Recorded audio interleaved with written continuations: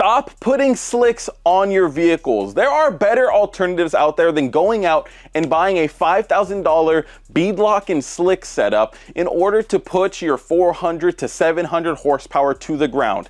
Now, after that, yes, it might be time to upgrade to some slicks, but there's always something people forget, which is suspension. However, today we're not talking about suspension because that varies from car to car. One thing that stays true for most cars are tires. Tires behave the same for most cars. And changing your tire without going to a full-blown race slick will make it so you can put your power to the ground safely without sacrificing stability, handling, and all the good fun stuff that we love about cars. So today we're going to talk about a lot of the drag radials that I have ran in the past that have put serious power down to the floor without major sacrifices. And as we go further up the list, the cons are going to start to stack up a little bit fatter. So let's go ahead and dive right in. Now, let me be clear. If you just want to throw on beadlocks because you think they look cool, you could spend your money however you want. I'm not going to tell you how to spend your money. But if your actual goal is to have a properly built vehicle that is meant to drive the way it should, you don't need to go out and throw on balloon slicks for 500 horsepower, hell, even 700 horsepower. My Supra, before it caught fire, was on an 18-inch wheel with a Mickey Thompson ET Street SS, and I was able to put 900 plus horsepower to the ground pretty reliably from a roll. I am not a drag racer. This is going to be covering tires for street driving and for roll racing. Maybe no prep as well, but I don't do much no prep unless I'm at the airstrip with this car, in which case it's an airstrip. It's a half-mile long track, so I don't have to launch really hard to get a good time because, well, Bessie here goes ahead and builds boost like no other, so I don't got to worry about all that. Anyways, first tire. The first tire I ever swapped to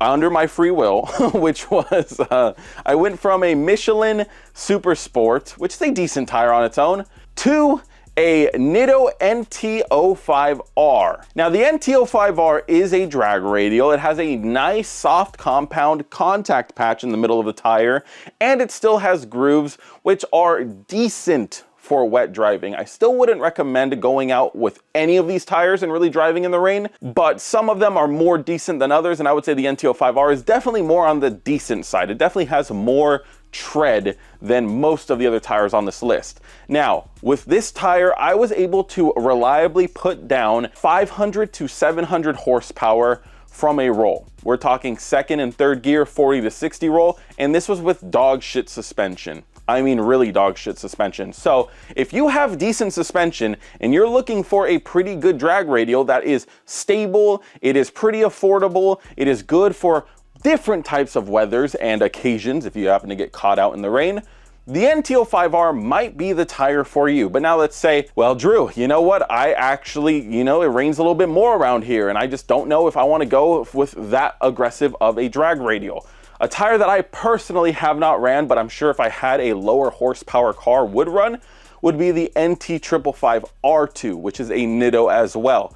This is their radial version of their NT555G2, which is a tire that I do run on the fronts of a lot of my cars because it has a higher tread rating, so it wears down way slower than all of my other tires. I've actually never worn down a 555G2 all the way to the floor before they expire, which is kind of crazy. But the R2 version is a specific drag radial version, but this tire gives you much more tread for wet occasions. I still, again, probably wouldn't recommend driving any race car out in the rain, but if you happen to get caught out in the rain, it is not impossible to drive either of those tires in the rain. I, like I said, never have ran the NT555R2, but I have heard good things about this tire, and people compare it to like Mickey Thompson, so there must be some sort of weight there. I would personally say both of these tires would be solid for daily driver use and for cars ranging between obviously like 300-400 horsepower all the way up to maybe 600 or 700 horsepower. But that would be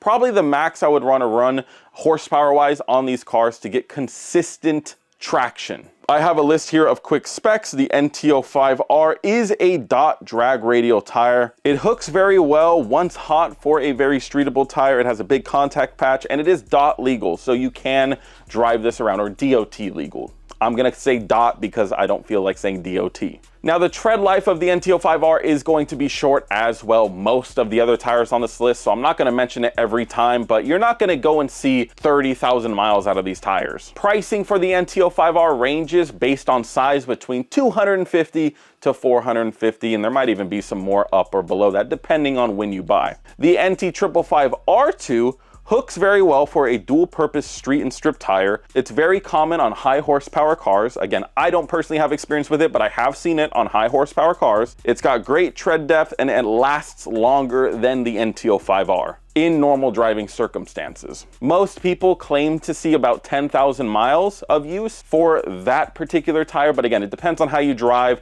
so take those numbers with a grain of salt. The cons of the R2 would be it's not quite a full-on drag radial because it doesn't have like a huge slick patch like most drag radials do. So it's not going to hook quite as good as some of these other tires. But for a good dual-purpose tire, something that you just want to drive on the street and drive on the strip at, this is a good tire for you. Prices for these range between $250 to $600. Again, depends on sizing. I believe they make these all the way up in like a 345, and I was considering putting it on the ZR1. But I didn't want to put a radial on the car because I am going to track the car like road course style, and it's not ideal for hard corners and lateral G's like that. So those two tires would be my go-to like street and strip tires. The R2 is by far the most daily driver friendly tire I think on this list. So if you're dead set on getting something that you can probably confidently drive rain or shine, I would say the NT555 R2. But once again, if you're pushing something kind of crazy, I would do some more research and see what you need. But I'm sure if you're pushing something kind of crazy, you're probably not taking advice from me because you probably already know what you're talking about. But maybe you don't, because even I watch YouTube videos and try to educate myself on a lot of stuff. Anyways, the next closest thing to a streetable daily driver tire is a tire that I have a lot of experience with, and that is the Mickey Thompson ET Street SS. This is a street tire that is for the drag strip. So this is another DOT radial using the R2 compound, which is I believe the same compound on the ET Street R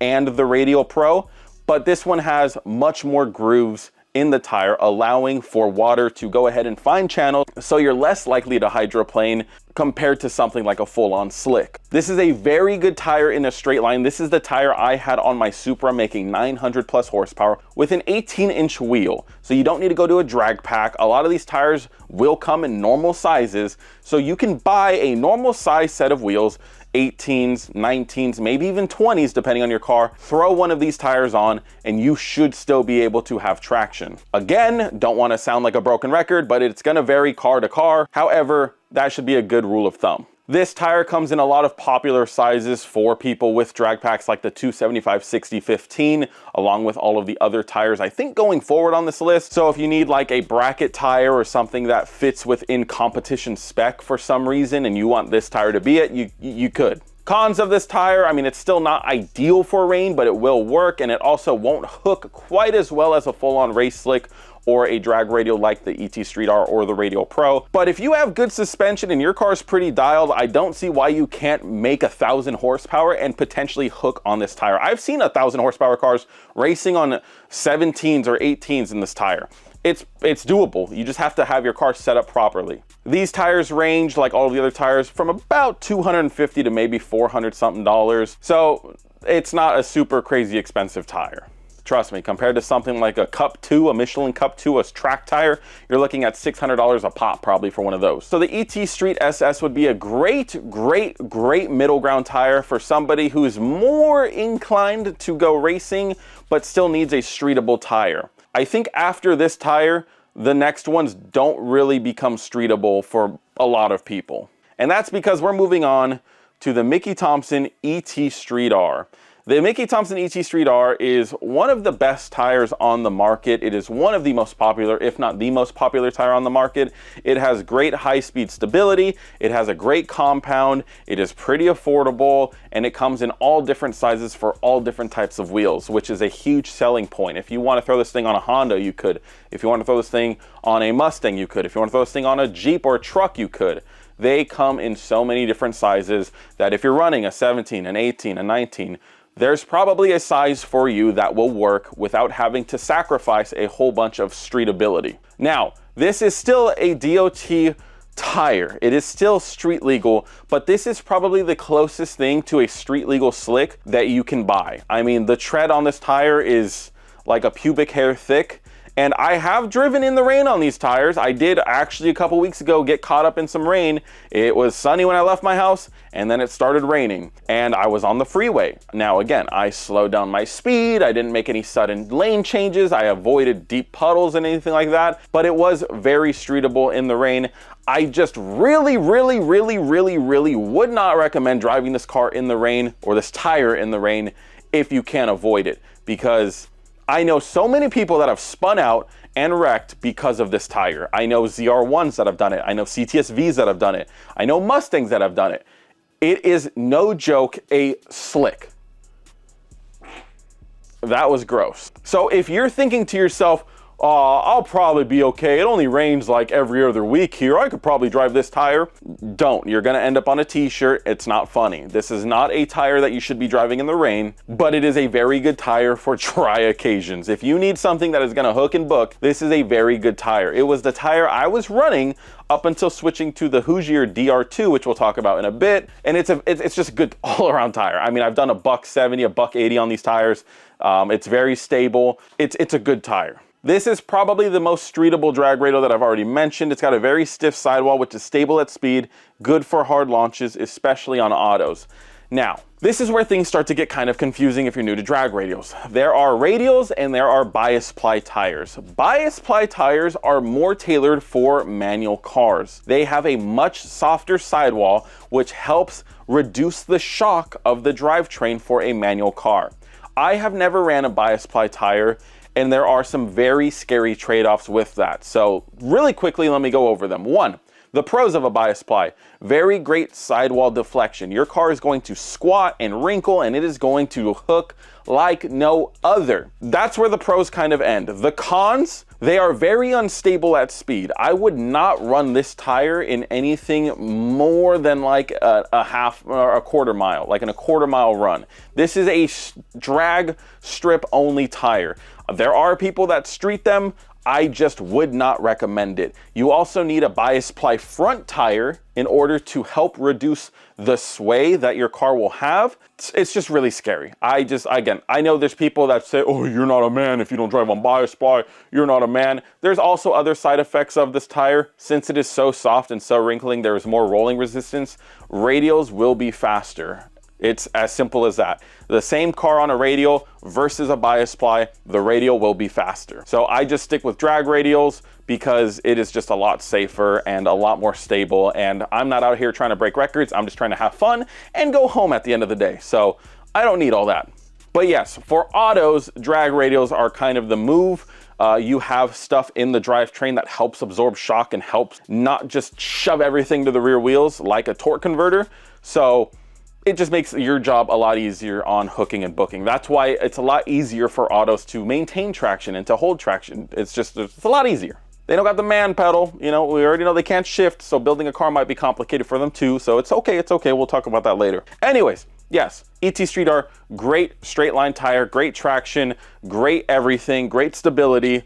The cons though, the stiff sidewall are kind of a con in my eyes because for manual cars, it's just a little bit less than ideal for a sidewall. Again, we'll talk about the Hoosier DR2 and why I went with this tire in particular coming up, but also rain is a major con. You are cooked if you drive this car in the rain. You are very cooked. Tread life is also pretty short. However, I drove mine for years and I didn't wear mine out. Now I don't put crazy miles on this car, but I mean, I put plenty of miles on that tire and went to, drag events with it and it survived. So I would say it's a pretty long living tire, potentially.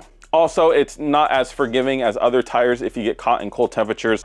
If you're out trying to do some rolls at night, you might not like it. You might need to really warm them up first, but they might cool down too fast to where it's really just like you're kind of in a shitty area, So that's that with that tire. Price ranges between, again, probably something low in the 200s all the way up to probably $400 or $500 depending on size.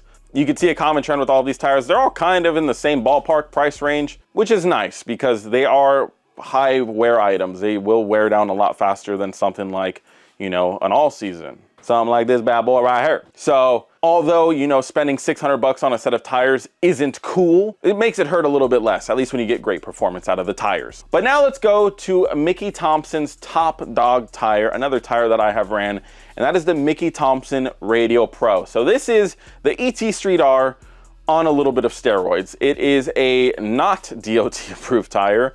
You cannot drive this car on the highway legally. I've, you know, had to transport the car here and there on it, but yeah, this is a tire that you should not realistically drive on the roads. You should not do that.